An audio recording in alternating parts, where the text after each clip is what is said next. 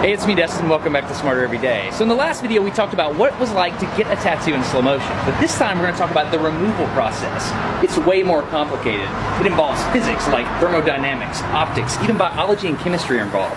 So today on Smarter Every Day, we're going to go get some ink and then go to a plastic surgeon and see if we can get it removed. Let's check it out. Can I steal some ink?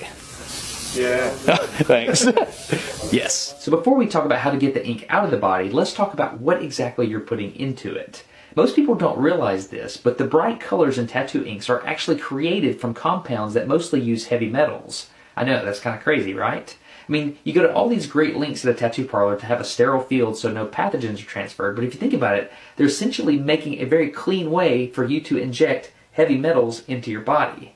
It's kind of crazy if you think about it. Anyway, let's go talk to a smart guy. Okay, so we want to know how to remove a tattoo with a laser. So we're here with Dr. Lappert, plastic surgeon. Pleasure. Yes. So I have some questions. You've got some big machines beside you here. Sure. I'm assuming these are lasers? Yes, they are. This one over here is an ultra short pulse laser that we use for the tattoo removal. We're talking nanosecond level? No, even shorter than that. Really? Picosecond level. So really? A decimal point, 11 zeros, and then put a digit in there somewhere, and you got picosecond time scale. So this one here is an Alexandrite laser, and Alexandrite lasers are sort of tunable within a certain narrow frequency range, but we're going to be operating at about 755 nanometers with this thing. Oh, wow. So that's just in the infrared, right? Right. All right, before we start zapping stuff, I want to know exactly what it is we're going to zap.